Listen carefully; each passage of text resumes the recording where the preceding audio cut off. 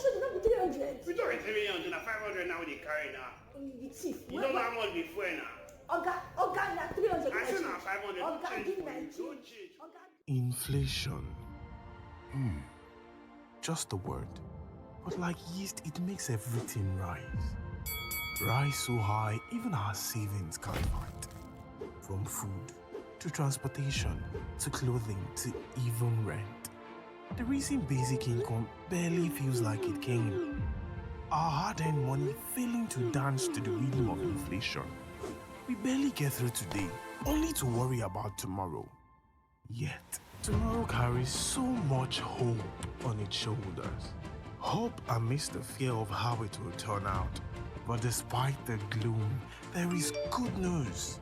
We found the best way to save with Jollof Plus. Interest so high, 21% net, even inflation stands no chance. So today, we breathe and choose to secure tomorrow. Today we save to beat inflation tomorrow with Jollof Plus. Download the Jollof Plus app on the Google Play Store or Apple Store and earn up to 21% net on your savings. Hello guys, welcome to the Techpoint Africa Podcast. On today's podcast, we have two interesting stories we'll be talking about. One is a merger between Wasoko and MaxAB. It's actually the biggest startup merger in Africa. And we'll also be talking about Safaricom's problems with satellite internet service providers. Before we get into the story, my name is Bolu, and with me in the studio is Chimgozirim. All right, so let's dive right in. 8 months ago, Wasoko and MaxAB, they proposed a merger, and it was really exciting because of the size of the merger. Combined together, both companies are bringing together about 450,000 merchants and about 60 million customers. But there are some questions that have come up, based on this merger, especially now that has finally happened. So, Tim Gozirim, beyond official responses, why do you think both companies decided to pursue this merger? Okay, so there are a number of reasons why they did. So the official response is we are better off together than we are apart, which is, it makes sense because I think they were operating in about, combined before the merger, they were operating in about 9 or 10 countries. Now I think they are in just 6. And of course that doesn't speak to the scale that they were operating at. But what it does, if you ask me, is allow them to basically use their resources more efficiently. So one company alone would, all your operational costs, you'd bear everything. But two companies can now combine operational costs, so technology costs, staff costs. They've had to trim their staff, which to be fair wasn't a lot. They trimmed their staff, I think maybe about 10 to 15% of their staff were let go, and that was just because of overlapping functions. So there's obviously that. The cynical view in some quarters is that one or both companies were struggling and they had to merge in order to extend runway and extend their lifetime. So they share one investor, or at least they have one common investor, that's 4DX Ventures. So the cynical view could be that one or both companies were struggling, they needed to do this in order to survive, which I don't think is entirely a bad thing. If a merger means that a startup or two startups do not die, then by all means go for it. But there are a few other reasons. Cost savings. I've mentioned cost savings. I've talked about combined capabilities, which is and combined capital too, because I think they just raised for 200 million each sometimes ago. So I think last time both raised was 2022 or 2023. So combined capital, that's the whole cost savings, because now if you had, let's say, 10 million each in the bank, all of a sudden you now have 20 million in the bank, which is more money to run the operations, more money to do experiments and all of that. So that works for them. I think maybe another reason would also be they can access new markets. So they can access new markets, but just to get into that a bit more. So was I can't say Wasoko's CEO anymore, but Wasoko's founder Daniel Yu shared that previously they used to. So we talk a lot about intra-African trade and how it's very low, but they discovered that Kenya exports a lot of tea to Egypt. I see. So that's kind of common knowledge. But what you would have typically done is you source for tea in Kenya and then you sell it to Egypt. I can't remember the exact value of that tea, but the ideal thing would have been you source for tea in Kenya and then you export to Egypt. But what they are now doing is, and this is because they had already started looking at private label products before now, but what they're now doing is Kenya operations sources the tea and then Egyptian operations handles selling it. So they do not have to jump through so many hoops in order to do it. Of course, there are some challenges that would come up in the process of doing that. But what this does is that it gives them higher margins on that sale, and they could also replicate it for different products. Maybe there's another product that Egypt and Kenya trade and all of that. So yeah, basically it's So it's an good deal the around. the other question for me will now be that e-commerce in Africa, as we all know, it has had its problems, or it still has its problems. I would even say by extension, even outside Africa, e-commerce startups have not necessarily been so profitable. So does that mean that the answer to the problem is getting bigger? Does that mean that this merger will solve their profitability problems? They're also starting financial services, right? Bringing all those together, does that mean that we can actually now have an e-commerce company in Africa that is doing really well? No. And that's to answer your first question about whether the answer is to get bigger. So you could get bigger, but your fundamentals are still a problem. So e-commerce is a low margin business, and it's not just about e-commerce. It's about the fact that trading is a low margin business. Except you are trading things that are very rare, it's often a low margin business. So okay, you buy something for maybe 100 naira, and this is Nigerian currency, by the way. Buy something for 100 naira, maybe you're selling for 120 naira. Your profit is capped at that 20% profit. But if you are now an e-commerce platform, what you get to do, so I mean, we didn't explain, but for those who may not be aware of what Wasoko and MaxAB were doing, it's basically you helping merchants. So the mom and pop shops around, I can't remember the exact number, but they make up a significant part or portion of where Africans shop. So wherever you are, Nigeria, Egypt, Morocco, Kenya, you most likely buy more things from a mom and pop shop than you do from a supermarket. So they're like everywhere. Yeah. So you're basically helping them to get products.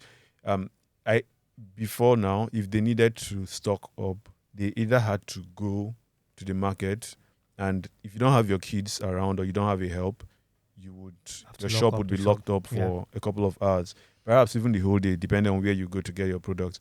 The further or the more rural you are, then the longer you will typically have to lock up your business. So you might say it's just one day, but that one day is crucial because they do not make a lot of profits. So Wasoko, MaxAB, were doing this for them, helping them order and then get it delivered. So back to your question, does getting bigger solve your problem? No, because this is a low margin business where what could solve your problem is finding other ways to make money. And it could be you leveraging capabilities that you have developed as a result of serving these people. And one that they are both doing already is financial services. So before the merger, they had already been offering, like individually, offering financial services or trying out financial services to the merchants. And what that basically looks like is you can pay for products, so that's payments and then financing. The two major offerings, payments, financing. So on the financing bit, they've given out about $20 million in loans in the last 1 year. Wow. Um, Last 1 year. yes, That's $20 million in loans in the last 1 year. damn. And then they say they have about a 99% repayment rate, which is good. But we should also note that we've had too many startups index that made such claimed claims. that they had a 99% repayment rate, and when the chips were down, it turned out that those were lies. So I mean, yeah, just bear that in mind. But a 99% repayment rate is good enough. Yeah. So yeah, they've been doing that. Financing is one, Okay. but they are also allowing merchants to sort of offer, let's say, third-party services to. So let's say you want to pay for your DSTV bill. Of course, they are not in Nigeria. I don't think they are in South Africa. No, they are not. They're not in Nigeria or South Africa, where DSTV might be more common. But let's say you wanted to pay for your pay TV bill. You will. Some people still don't use their phones to do it. So yeah, you they would still go walk to DSTV office. yeah, or you walk to an agent close to you to do that. So merchants who work with them can just help you do that. They get a cut of the transaction, MaxAB and Wasoko. So both companies still are working on a new name or a unified name. So yeah, those are the services that they're offering. There's airtime top up and a few other things. But yeah, financial services is more it's a more profitable route to go, mainly because you have lower capex. You don't have to buy products. It's a case of for the financing, can you make sure that your loans are being repaid and that your cost of giving out these loans are sensible? And for the payments, can you ensure that most of the payments would be done within your app? So the good thing that they're trying to do is that there's a wallet that you could use to spend on other platforms. So you could, there are a lot of use cases. So ideally, you would increase user usage on the app and then probably retention as well. But yeah, financial services might be the way to go. And well, let's see how it goes for them.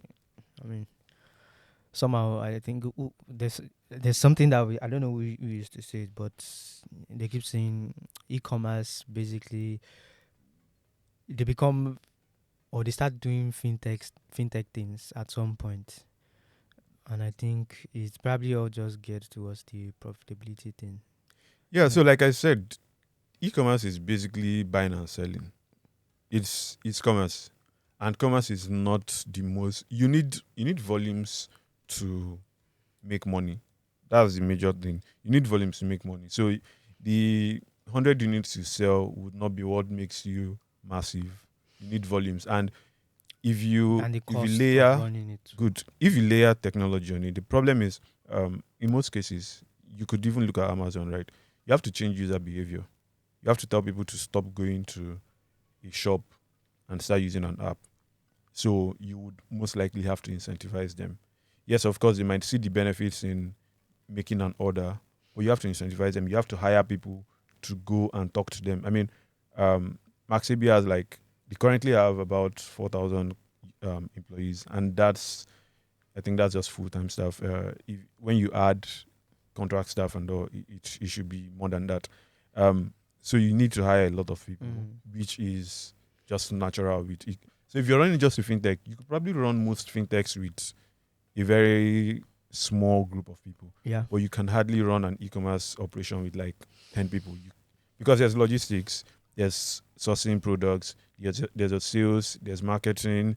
There's just a whole lot of functions that you need a large team for. So yeah, if you're going to do that, it's not like the most lucrative business. Is that why the Daniel Yu, the CEO, which one of the companies? That's Wasoko.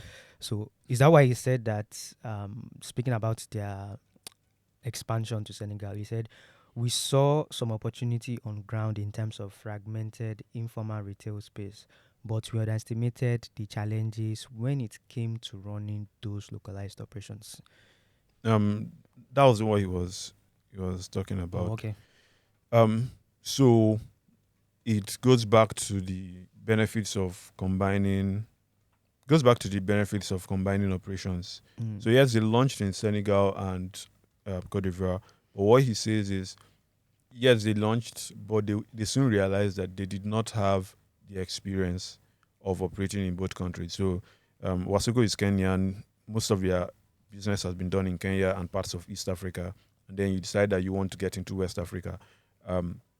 Something that a lot of people will tell you is, or a lot of experienced people, by the way, will tell you is that doing business in Africa is not always the same. So the user behaviors you witness in Kenya might not be the same user behaviors you witness in Nigeria. So you need to take that into account. So going from East Africa to West Africa was a huge change for them. And they soon realized that they didn't have the local knowledge to do that. Of course, you could say sweat it out, but this was 2022, I think, this was 2022 when funding was reduced and you didn't have a lot of leeway to experiment. So this was speaking to the reason they are merging, right? Mm-hmm. And just to like double down on that is the value of having localized experience or local experience.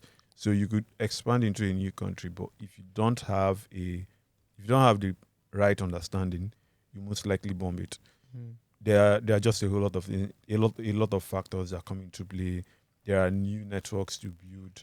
There are so for example, you launch user behaviors to understand. Yeah, there's that, and then how do you get to break through all of that when you do not understand it? So it's probably a cautionary tale that while expansion is great, you shouldn't just rush off to go launch in a new market when you don't have appropriate understanding of how the market operates.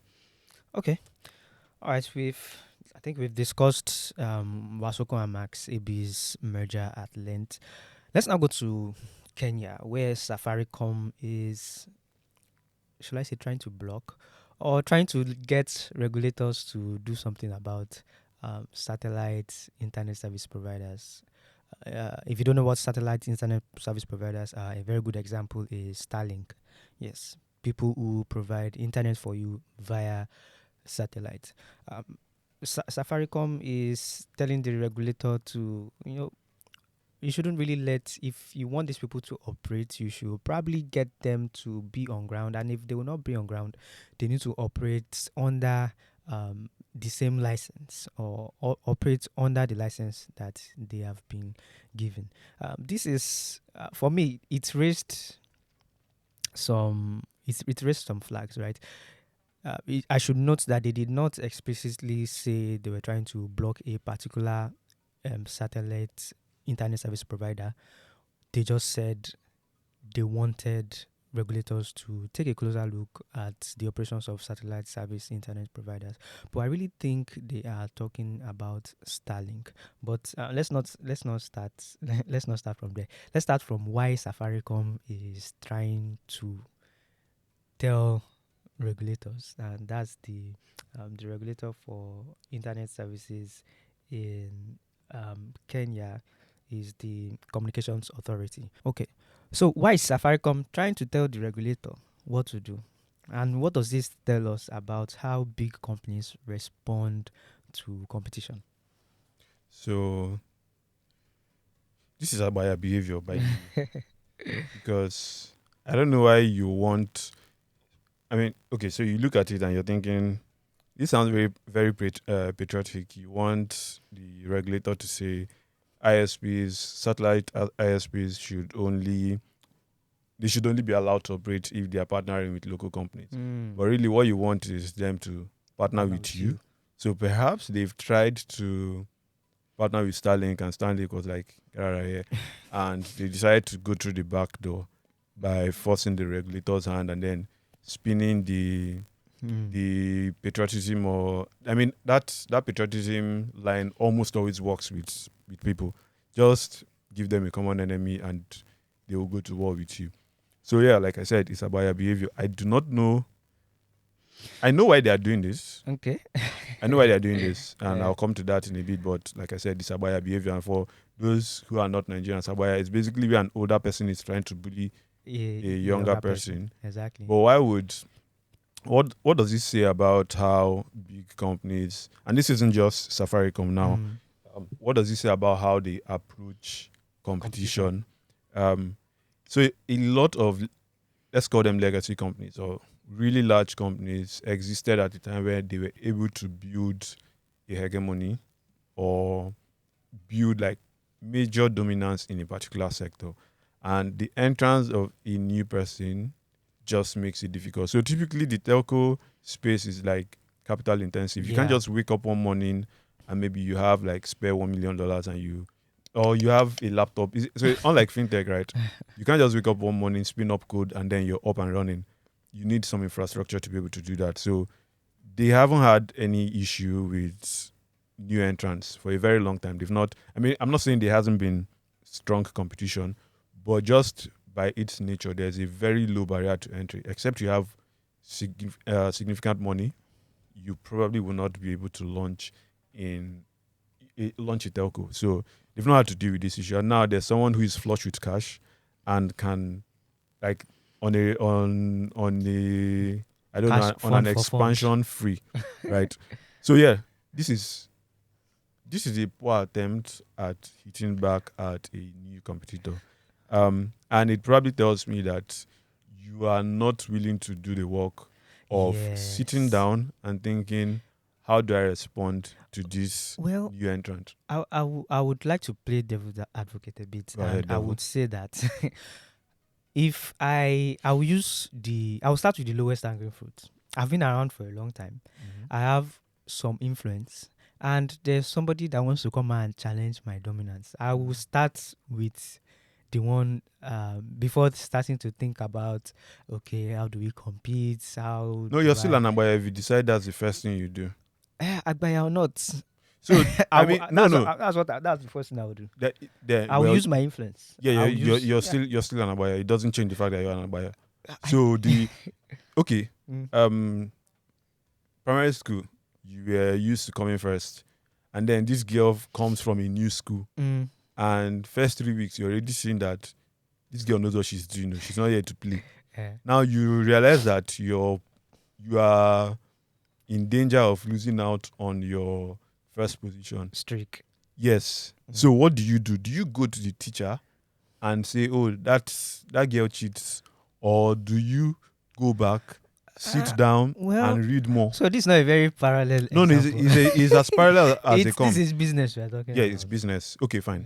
Right. You are, let's say you are the neighborhood store. Let's even use the Okay. You're the neighborhood store. Mhm. You've been around for maybe 10, 15 years. Okay. And then one day this young man moves into the area. Mm. He realizes that there's a market here. I can launch a new store, and finds the way, gets the money, he sets up a new store, and he has a better product, or maybe he has a Better customer better service. customer, there's a reason you're saying better customer service. Mm. So he has better customer service. He has this shiny new store. People can check out Mm. seamlessly. They don't have to stand in queues or stuff like that. And all of a sudden, you see that your users are going up to him. Do you go to the estate chairman and say, "Chief, that guy has to leave," or do you go look at what he's doing right and see if you can match him, or do you look at what you may have been doing wrong? Because first of all, you have an advantage, right? People are not going to just wake up one morning and switch to Starlink. Because here's the thing, there's still a cost barrier to using Starlink. Yes, Starlink now offers the kits that you can rent, but there's still a cost barrier. It is still more expensive than Safaricom in most cases. Yeah. But Starlink is giving people a better deal when it comes to the value they would be getting. So how do you adopt your product, or how do you revamp your product? And I'll use a very common example here in Nigeria. For a very long time, MTN did not offer per second billing. Glo gets into the market and they start offering per second billing. And I mean, MTN could go cry and say per second billing was not the will of God, but they doubled down and did exactly what Glo was doing. Yeah, so probably right. that is not probably right. You can go Okay. and check. That was exactly what I mean, they did. right about what Safaricom doing being Agbaya behavior. And I was glad because the Communication Authority in Kenya actually gave them a very good response.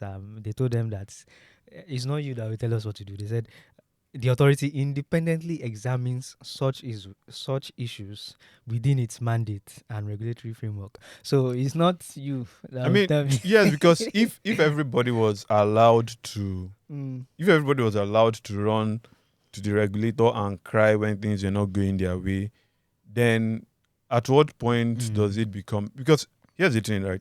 A competition between Safaricom and Starlink benefits one person. That's me, the customers, user. Yeah. So the regulator would typically, yes, the regulator is here to sanitize the industry, but if competition is going to aid the improvement of services or products in that space, let's go for it, man.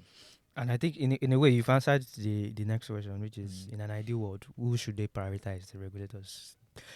Well, I think the regulators they will prioritize the customers. Right? So it's okay. So yes, the thing is, usually when you prioritize customers, you sort of take care of the industry. So regulators don't always like companies that are too big to fail or too big that you can't caution them without taking a hit. Microsoft, Google, TikTok, they are very familiar with how the regulator has come up or come against them because of how big they've gotten. If I am a regulator, I don't want you to get too big that I can't caution you, or that me cautioning you will lead to major repercussions for me. So maybe a loss of tax revenue or something like that. So basically, the more companies are in the field, the better for all of us. And if I am going to go from a government's point of view, that's more tax revenue. Both from the companies paying tax, from the employees. There's also the fact that what could more people on the internet look? What kind of value does it unlock? Because let's say you have 10 million people. I don't know the exact number of people who use the internet right now in Kenya. But let's say you have 10 million people in Kenya, and the entrance of a Starlink can push that number to, let's say, 11 million, right, over the next 5 years. And all of a sudden, we have 1 million more people who can transact, 1 million more people who can buy stuff on the internet, 1 million more people who are basically generating revenue for the country.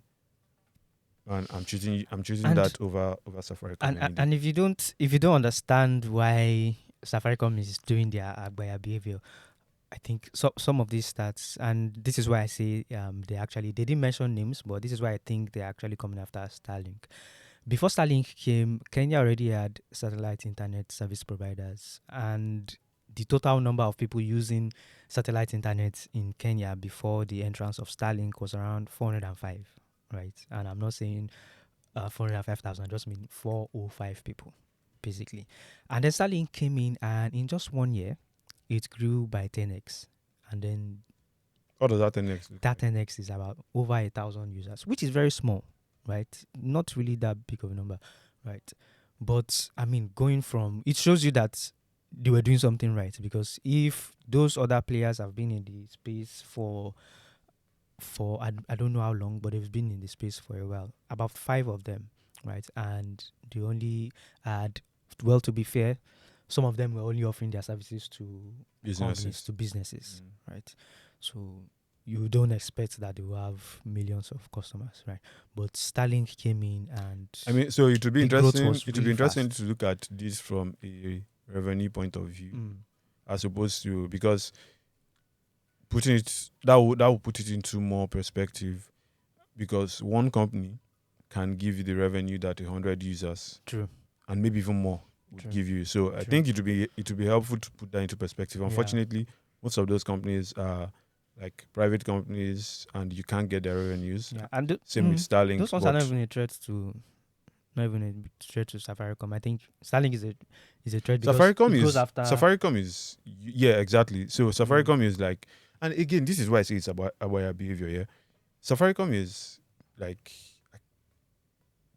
they have over 10 million users, if I'm not mistaken, right? These guys have 1,000 users. Just over 1,000. just over 1,000 users. Um, I already this is shaking. not even a David versus Goliath. It is a Goliath versus a David. That no, like the competition. Yes, there's competition. Let's be clear on Goliath that. versus a Yes, chicken. exactly. There's competition there, but the distance between 1,000 and 10 million. Can you just like check the exact number of users that Safaricom has, please? Okay. The Let me check. distance from, let's say, 1,000 to 10 million, for example, is so wide that you have time on your side to make up for it. So I don't get why you're already 30 fretting. million. Like, it doesn't make any sense. 30 million to 1,000. So even if Safaricom or Starlink now is making way more money on one user than you are on the same, like on one user as well, there's leeway for you to claw back your market dominance. Like you're still the Yeah. dominant player. I mean, yeah, you could say, oh, let's snuff out the threat before it starts. But this is time for you to say, okay, So maybe they are seeing something that we don't see. what are right? they saying, So please? here's the thing. Every market that's okay, I won't say every market, but for Kenya and for Nigeria, well, it's still not that fair, but let me just point it out. When Starlink came in, they grew really fast. Now Starlink in Nigeria is the third largest ISPs. To provide more context, it's not as if we have that many people using internet service providers in Nigeria. The person with the highest number of users is Spectranet, I think, with just over 1,000 users. Followed by, I think, Starlink is third, and it's third with just about 27,000 users. It said Spectranet has how many? Just over 1,000. Over 100,000. Yeah, and Starlink is third at 27,000. Yeah. Okay. So, is it that Safaricom sees that? No, they because don't. Don't complete that thought. They don't. So Because Starlink has they have the funds. chill. So,